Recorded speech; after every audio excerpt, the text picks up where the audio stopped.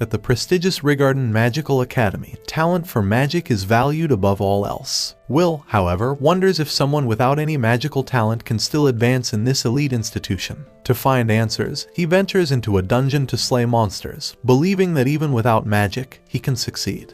Back at school, during a lesson, the professor, Edward, explains how to create sulfur and intentionally calls on Will to perform this simple practical exercise. All Will has to do is conjure a flame, but his incantation, Wingardium Leviosa, produces no results. The entire class erupts in laughter, making Will a laughingstock. Edward is baffled that a student at this academy cannot use the most basic of magics, further insulting Will by calling him a nerd who is only good at taking notes. From the back of the class, Sion effortlessly performs the practical test, demonstrating the stark difference between his magical prowess and Will's lack thereof. The successful display further emphasizes Will's shortcomings. To add salt to the wound, Professor Edward seizes the moment to lecture on the supremacy of magic in their world, declaring it to be the ultimate source of authority, power, and esteem. Edward despises Will, seeing him as unfit to be at the academy, due to his complete lack of magical aptitude. With a disdainful sneer, he suggests that Will withdraw from the academy, believing that someone without magic has no place in their prestigious institution.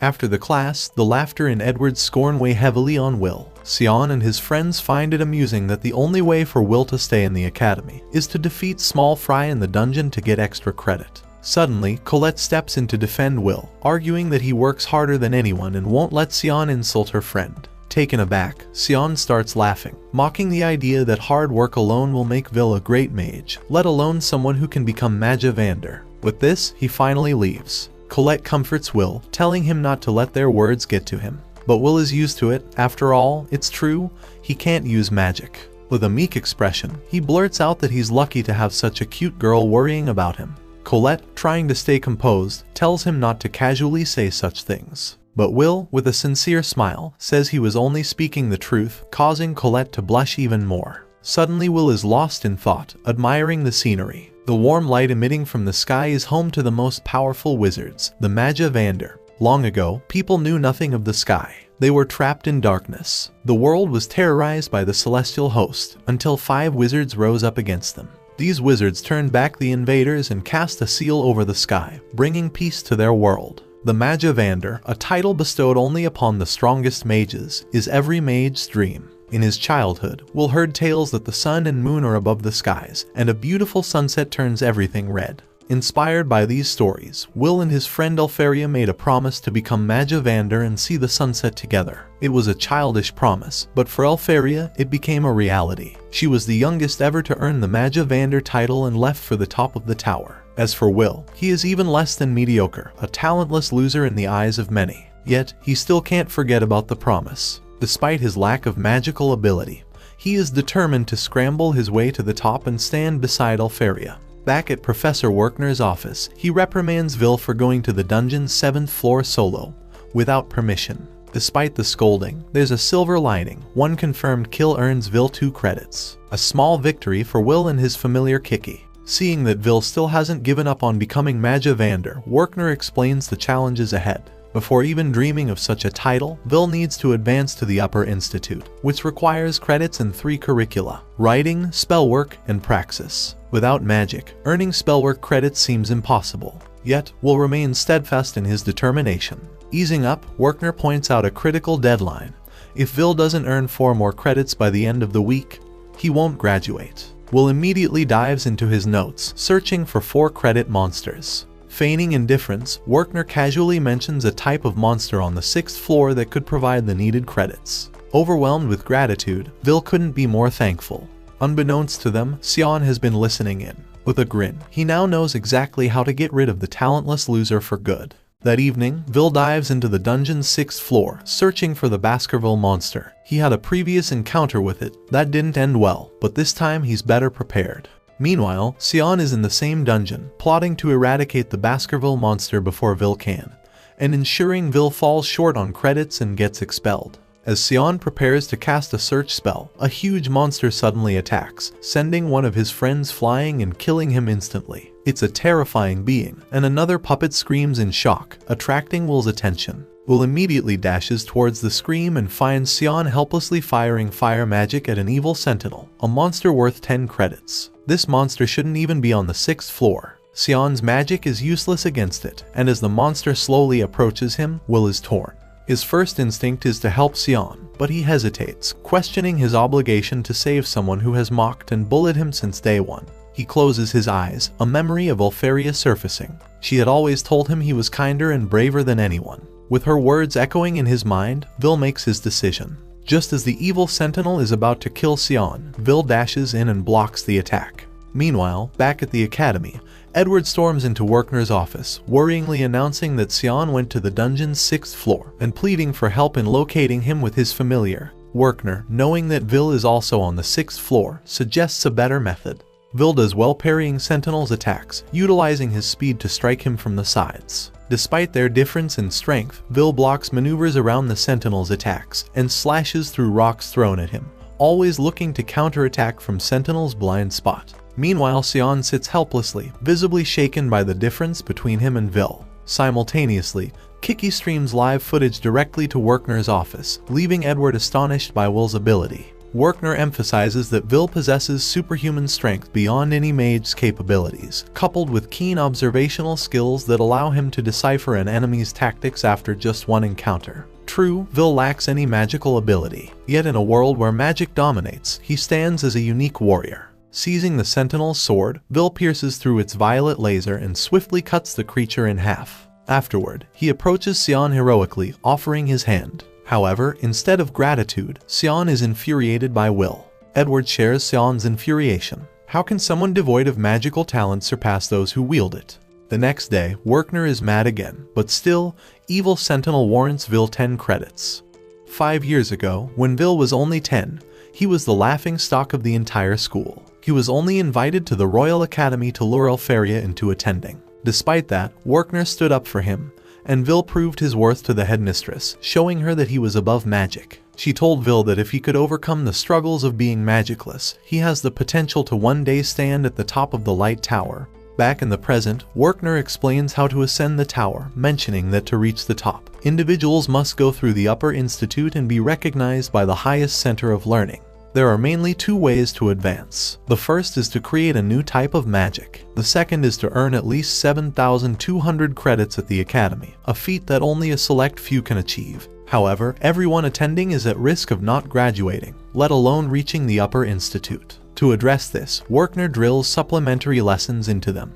After class, Colette joins Vil, offering him some company. It turns out Vil has already earned every possible writing credit, but his complete failure in spellwork puts him in this precarious position. In the hallway, there's a ruckus. Sion's lackeys are boasting that he defeated the evil Sentinel, and will soon replace one of the top 3. But Sion knows the real truth. Seeing Vil pass by, he furiously approaches him, angry that a talentless loser is so far ahead of him in terms of power. Sion stops himself before doing anything foolish. Colette, noticing the tension, wonders if anything has happened between them.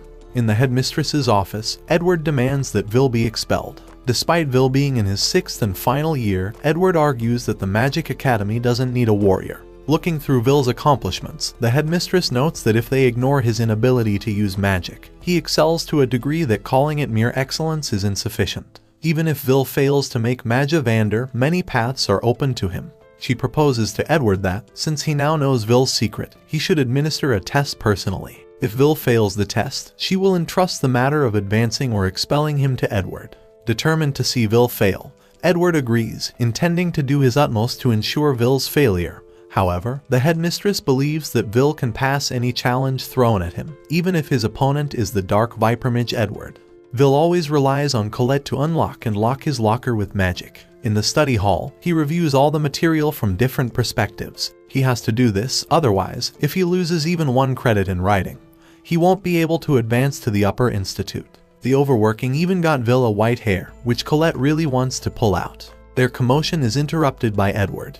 Edward demands Vil follow him to the spell hall, alone. With a big grin, Edward notes that he's giving Vil a supplementary lesson, just for him. He wants to ascertain Vil's worth personally. Vil's assignment is to land a single strike on him. If Vil succeeds, Edward promises him 5 spellwork credits. Failure means expulsion. Now that Vil has a reason to fight, Edward begins his attack. Meanwhile, Werkner is called in by the headmistress. She fills him in, activating a spell to watch Will and Edward's fight. She's given Edward permission to determine whether Vil is worthy of attempting to become a Majavander. Werkner protests, questioning why Edward, of all people, it's just too cruel. Edward is the closest to becoming a Majavander. He's been to the top of the tower. Vil barely dodges Edward's spells. Despite Edward casting low-rank spells, they are very powerful. Vil attempts to utilize his speed and attack Edward from his blind spot, but Edward's defense is impenetrable. Edward can cast spells without incantations, activating them too quickly for Vil to react. Vil can't even scratch him. Edward uses only 2 types of spells, dark magic to burn and a shield to repel. Overlapping a single spell, Edward fires a series of barrages at Vil, who becomes a punching bag, unable to respond. A talentless loser. Vil can't beat him, wishing he had his sword with him. Meanwhile, in the locker room, Colette wonders if Vil is alright. Knowing Edward, she imagines the worst. Suddenly, the door opens and Kiki, bleeding, stumbles in, signaling frantically towards Vil's locker. Seeing Kiki's state, Colette immediately unlocks it. Back at Vil's fight, Edward explains how Majavander are at the pinnacle of all mages. If Vil can't overcome someone like Edward, he has no chance of becoming one. He recounts a question Vil reviewed earlier in the library, where 10,000 dwarves with no magic incited a rebellion. How many mages did it take to quell the battle? Just one. With a wave of the wand, 10,000 dwarves were annihilated. Sword will never reach the wand, telling Will to abandon his aspirations. Fighting back, Vil says he shall never give up his dreams. Edward wants to know what drives Vil to such lengths, and grasping at the glasses Ulferia gave him, he proclaims that he wants to be with the person he loves. Shocking Edward, such a foolish reason is what pushes him this far. He promised to see the sunset with her. At the same time, Colette calls out Vil's name as she throws his sword to him. Unholstering his sword, Edward is fuming with anger and fires, but Vil slices through his magic. As Edward prepares to fire another barrage, Vil is scared. He wants to run away. But his only way to become Majavander is forward. As Vil advances upon Edward, slashing his attacks, he recounts that there is more to the 10,000 dwarf battle. A single dwarven general fought even as he lost all his brethren, and in spite of everything, he landed a single blow, and because of that, mages recognize dwarven bravery. He knows that a sword can win against a wand. Vil hides himself in the barrage and attacks from overhead, slashing through Edward's shield. In a stalemate, he had landed a scratch on Edward's face. Edward withdraws and announces that Vil is awarded 5 credits. Colette immediately rushes to him, but Vil has exhausted all his strength. The headmistress never doubted him. Seeing how Vil lunged himself at the barrage of spells, it seemed he was undaunted. As a parting gift before leaving to become Majavander, Ulferia gave Vil his battle glasses. Right then and there, Vil swore he would climb the tower, even though he couldn't use magic. One early morning, while diligently delivering newspapers in the slums, Vil trips. In a split second, he manages to catch all the newspapers except one, which lands open with a headline proclaiming Ulferia has created yet another new spell. The news reignites Vil's determination to achieve his dream. There's also a mention of Ulferia placing an order with the Upper Institute. Excited, Vil rushes back to his shed and asks his roommate, Rosti, to prepare a magic item for him. The order is to gather ice cores from the Frost Walkers, which is why he needs Rosti's magic items. Rosti hands him the artifacts along with a loaf of bread. The great ancestor, the Mage Queen Mercedes, once said, "Everything comes from a dungeon. Venture forward and conquer the unknown." On the 4th floor of the dungeon, Vil finds himself amidst fierce competition for the ice cores. The area is in total chaos. Sion is also there, still furious that these small monsters are nowhere near the demon Vil defeated. Seeing how overpopulated the floor is, Vil decides to venture even further down. Spotting a damsel in distress, Vil immediately lunges at the monsters, cutting them all in half with his sword. The girl, baffled to have been saved by swordplay instead of magic, humbly introduces herself as Iris. Back at the academy, Professor Werkner explains to his class how the creation of new magic is a monumental achievement, which leads to unconditional advancement to the tower. New spells are typically named after their creators. In Ulferia's case, her 12th new magic cements her status as an incredible mage, potentially the greatest in history. Colette comments on how amazing Vil's childhood friend is. Her friend seizes the opportunity to tease her, suggesting Ulferia could steal Will from her. Their banter earns a sharp scolding from Professor Werkner. Nevertheless, it stings Colette to know that Vil is venturing into the dungeon today for Ulferia's sake. Back in the dungeon, Iris is somewhat familiar with Will, having heard the rumors about him being the Academy's first ever no talent. Vil wonders if she's bothered by being around someone like him, but she counters, "Why would I look down on my savior?" She acknowledges that while he might not be able to use magic, Will has undeniable talent, and she respects that. Iris is in the dungeon for the same reason as Will, to collect cores. She wants to help hold up the sky, and she isn't exaggerating. People have never seen the real sky because an enormous barrier, created by the powerful magic of the Magia Vanders, covers the world. According to legends, when the barrier fails, the world will be plunged into darkness, and the calamity will begin. Thus, the students follow orders not just out of admiration for the Magia Vanders, but also to do their part in maintaining the barrier and protecting their world. Iris admits that she met Wistoria once. She recalls being in a dungeon, surrounded by monsters, with death imminent. Wistoria came to her rescue, and ever since that day, Iris has dedicated her life to Wistoria. Iris continues her rant about Wistoria when Kiki grabs Will's attention. Kiki spots an ice shard, typically left behind by frost walkers, but this one is unusually large. Vil believes it signifies the presence of a colossal frost walker nearby. Even with Iris's search skill, she can't locate it, but Vil's knowledge and experience surpasses magic. As they venture deeper into the cove, Vil gears up, sensing a monster above them. He grabs Iris just in the nick of time as a massive Frost Rex appears. Just as Vil suspected, Frost Rex is the final form of a Frost Walker worth 6 credits. It's a special monster specific to Floor 4. As Rex fires a frost beam, Vil dodges and tries to keep Iris at a safe distance. She warns him that anything that touches Rex is instantly frozen, making it impossible to defeat for him. Vil remains undeterred, having faced similar monsters many times before. Clutching Rosty's magic items, he dashes in, masterfully evading Rex's attacks and positioning himself in its blind spot.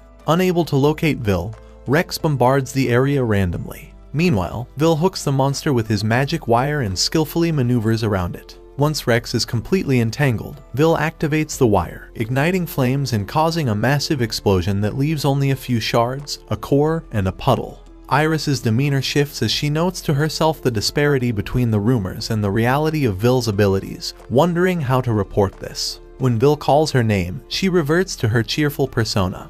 Back in the wizard's tower, Iris summarizes her encounter with Vil. Despite his inability to use magic, he compensates with creativity and battle experience, making him a talented warrior. Iris then meets with the Magia Vanders, who are concerned about the lack of promising candidates and the looming threat of the celestial beings from above. When Iris, known as the Watcher, reports that the only worthy candidate she found is Vil, the so-called no-talent who cannot use magic, she is immediately rebuffed. Wistoria abstains from voting, and the whole ordeal causes a commotion. They decide to wait for the Grand Magic Festival to see Vil in action before making a decision. As the meeting concludes, Wistoria summons the ice core Vil brought, quietly noting that she's still waiting for him. "Thank you